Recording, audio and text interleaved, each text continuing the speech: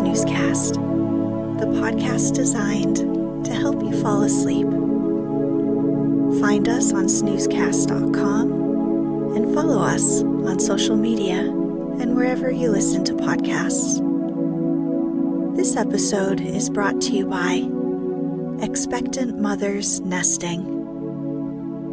Tonight, we'll be reading another chapter from the book Birdwatching, published in 1901 by Edmund Sellis, titled Watching Birds at a Straw Stack.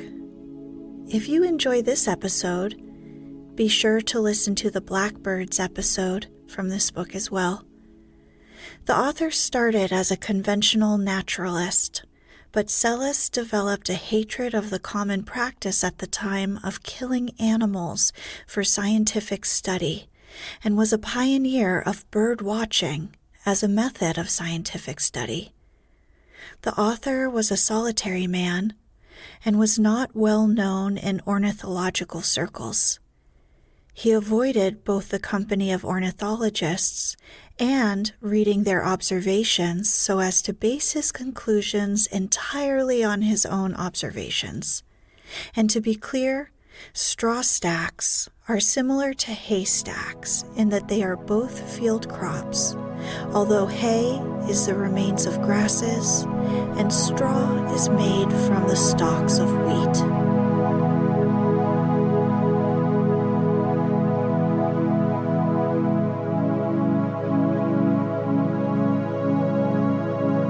Let's get cozy.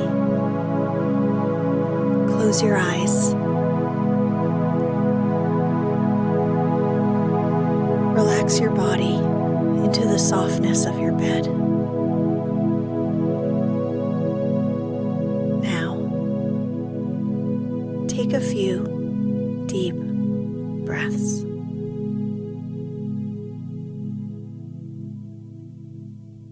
One of the most interesting ways of watching birds at very close quarters is to conceal oneself in one of the corn stacks or wheat ricks that in the autumn begin to spring up like mushrooms all over the countryside.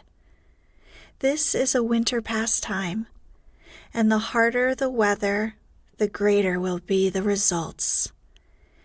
To have chaffinches, greenfinches, bramblings, tree sparrows, buntings, yellowhammers, blue tits, starlings, perhaps a blackbird or two, pheasants and partridges, all about one and quite near, one should choose a bitterly cold day with a biting wind driving the snowflakes before it, and the snow itself whitening the landscape, but not so deeply as to cover things beyond a bird's power of scratching.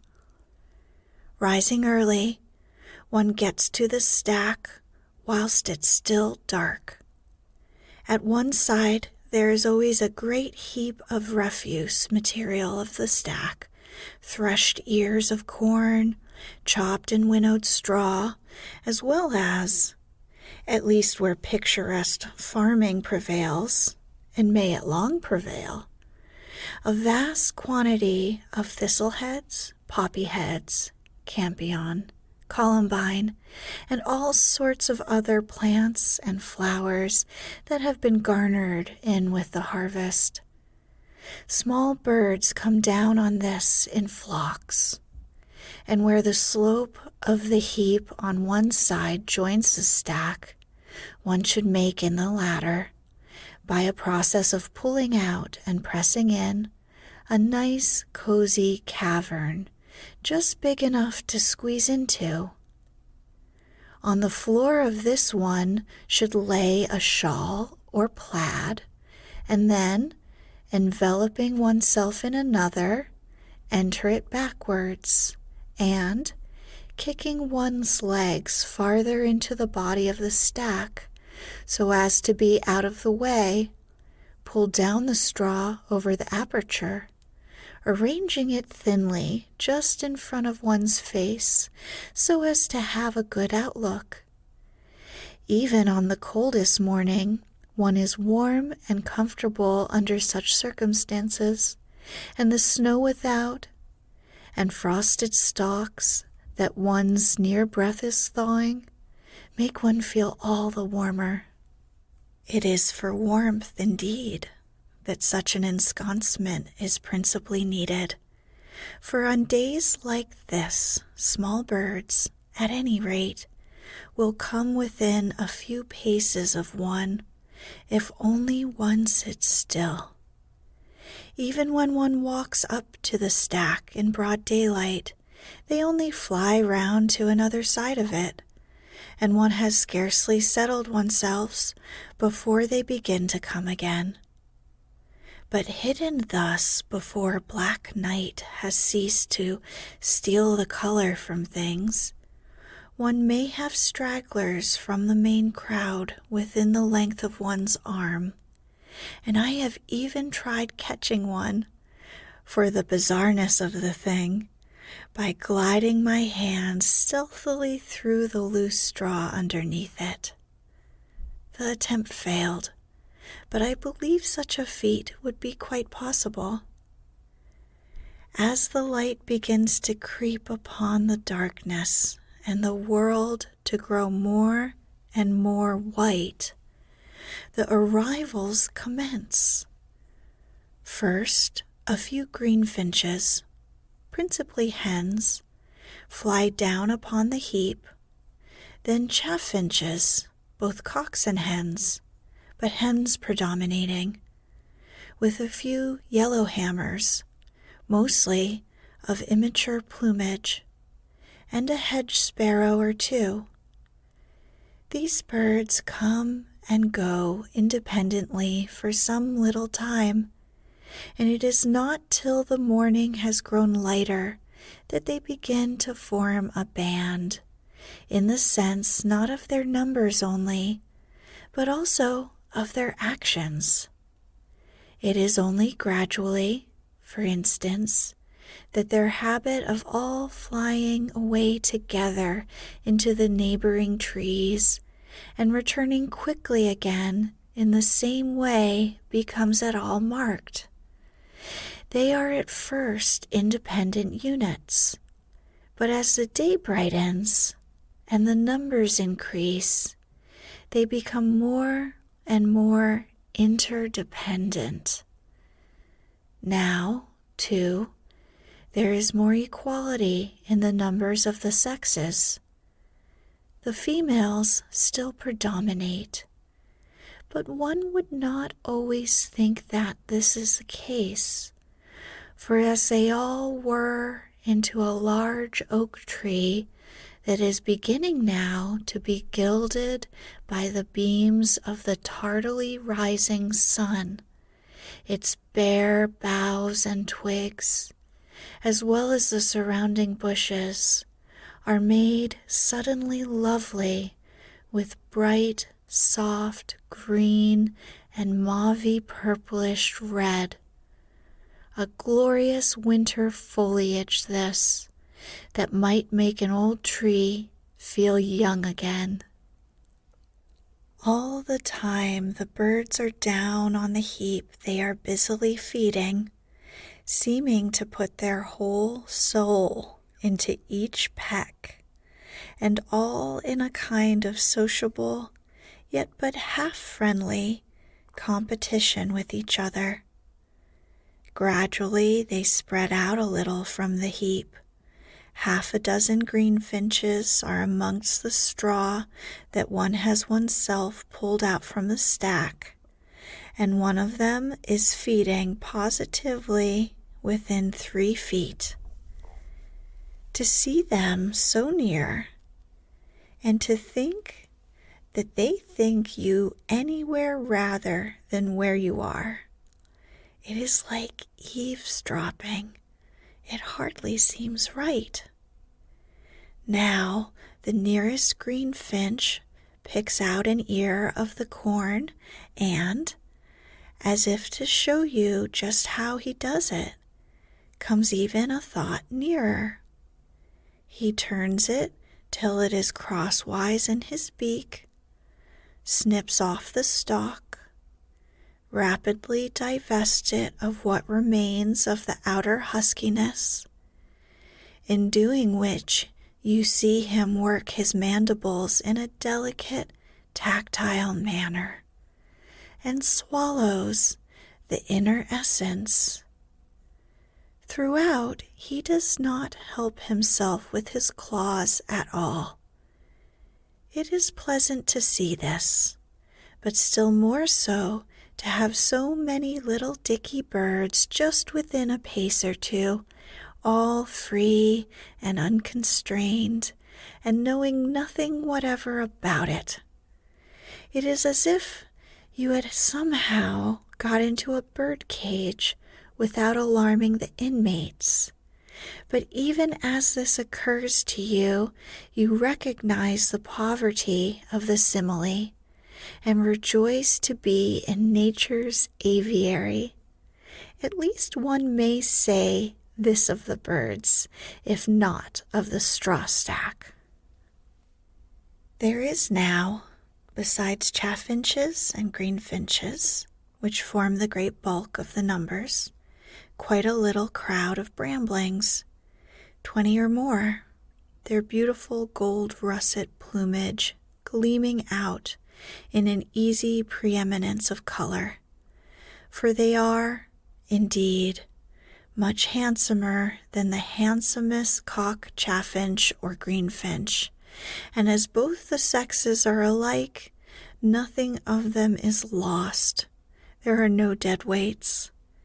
Even the yellow hammers, when at their yellowest, cannot compete with these chestnut beauties, and the pretty little blue tits who feed softly, 2 or 3 together, on the poppy seeds are beaten, whether they confess it or not.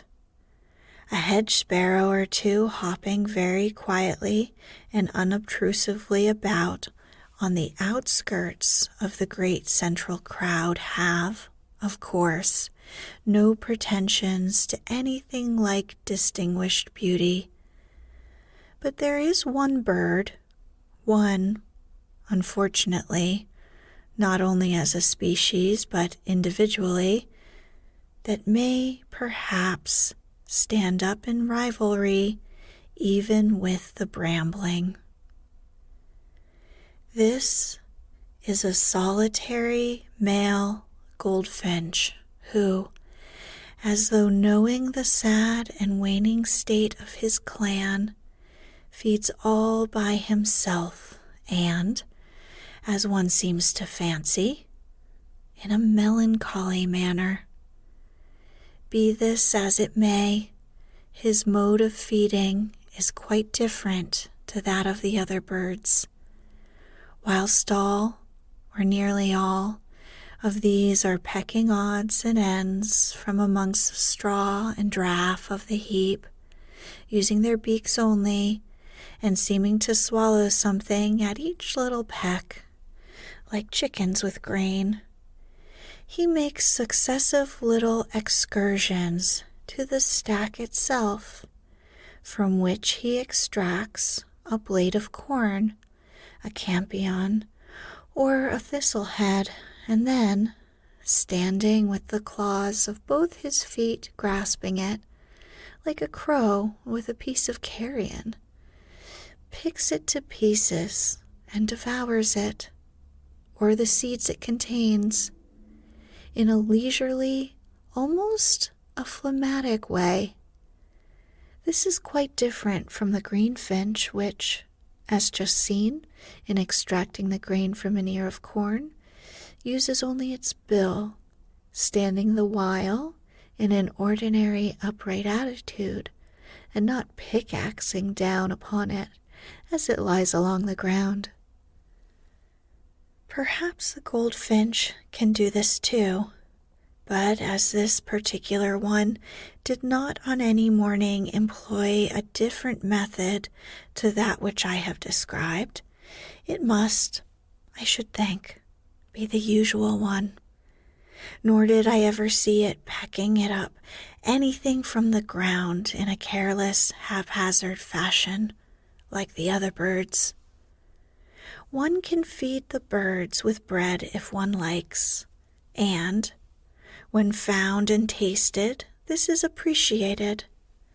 But the pieces that one throws are not noticed as they lie amongst the straw, so readily as one would have supposed, and often birds will pass quite near to, or even almost touch them, without seeing them, or, at least, discovering what they are. A whole Osborne biscuit, upon one occasion, was an object of suspicion. Several chaffinches came up as though to peck at it, but their courage failed them at the last moment, and it was never touched the whole time it was there. Of course, when larger and more wary birds come to the stack, one must keep quite still and not play any tricks like these if one wishes them to stay. A hen blackbird is now feeding on the outskirts of the heap. She will not permit any small birds to be near her, but drives them all off if they come within a certain distance, so that she is soon in the center of a little space which she has all to herself. Into this a starling flies down and seems at first inclined to meet the blackbird on equal terms, for, of course, the two instantly recognize each other as rivals and cross swords as by mutual desire.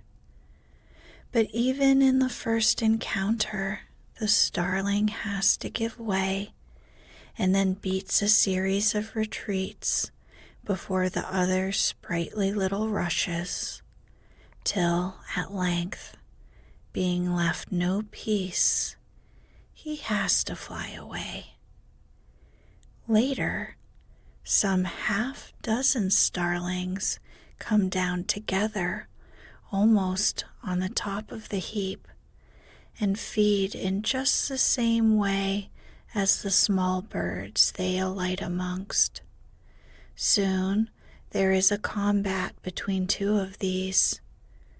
Both keep springing from the ground, going up again the instant they alight, and each trying, as it seems, to jump above the other, whether to avoid pecks delivered or the better to deliver them.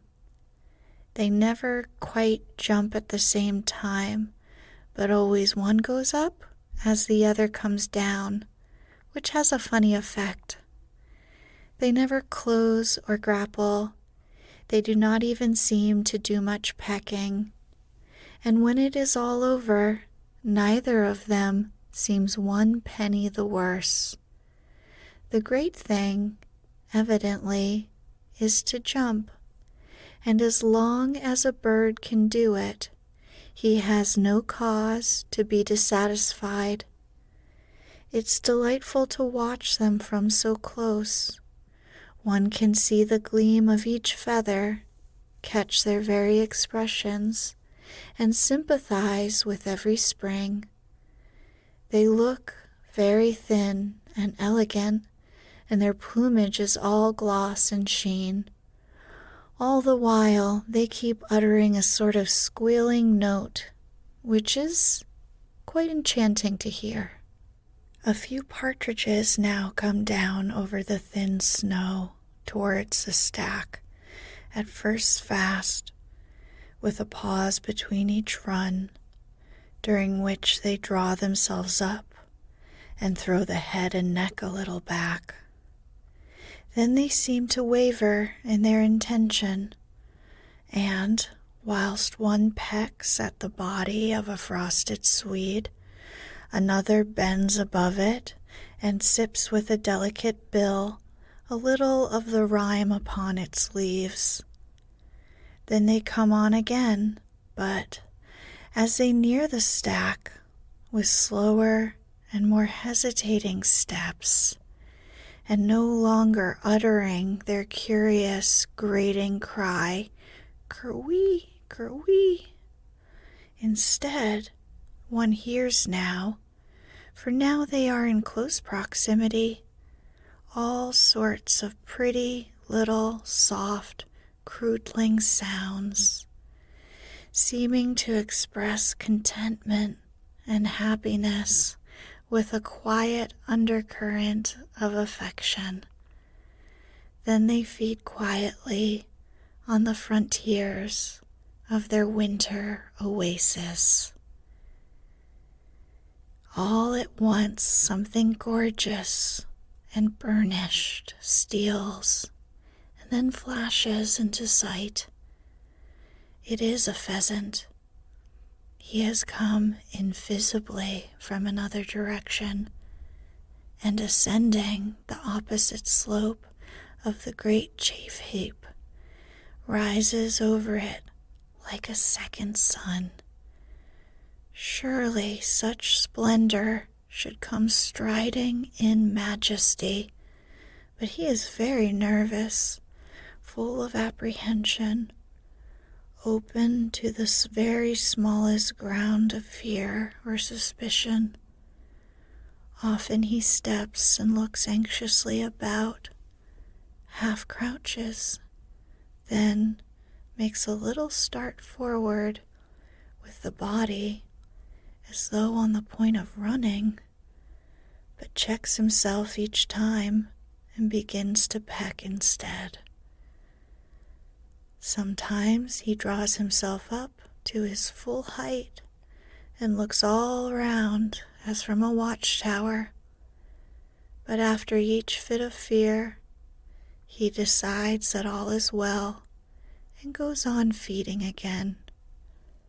And now another sun rises, and immediately afterwards 3, no, 4, advance together over the crest of the hill which, though of straw and all inflammable materials, does not, a miracle, take fire and burn, but the snow and the dampness must be taken into consideration.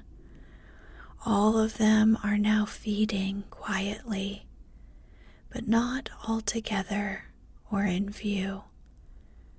2 have set again, but 3 and the tail of another, in partial eclipse from behind, is a sight of sufficient magnificence.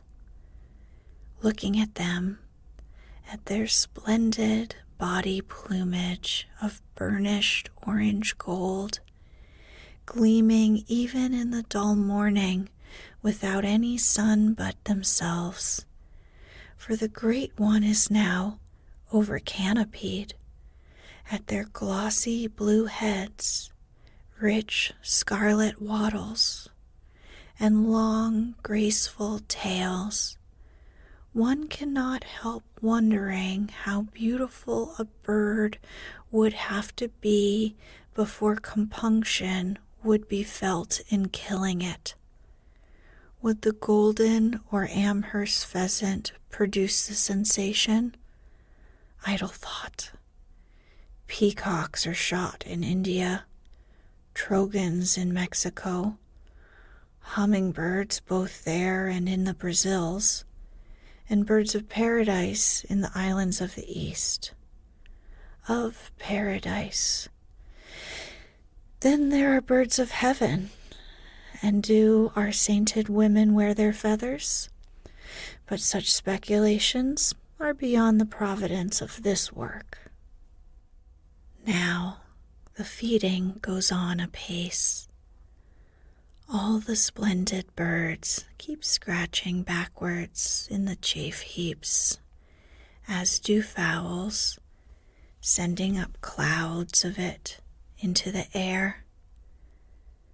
Like the partridges, too, they utter, from time to time, a variety of curious low notes, which, unless one were quite near, one would never hear, and once they make a quick little piping sound all together, standing and lifting up their heads to do it, as though filled with mutual satisfaction and a friendly feeling. The low sounds are of a crooning or clucking character. They are not quite so soft as those of the partridges, and, low as they are, one still catches in them that quality of tone whereof the loud, trumpety notes are made. I have spoken of the extreme nervousness of the first pheasant. The later arrivals, just as would be the case with men, were not nearly so nervous, though all were wary and circumspect. But now it is most interesting to watch them, and to remark how, in these cautious birds, timidity, or say, rather, a proper and most necessary prudence, is tempered with judgment and modified by individual character or temperament. They are capable of withstanding the first sudden impulse to flight, and of subjecting it to reason and a more prolonged observation.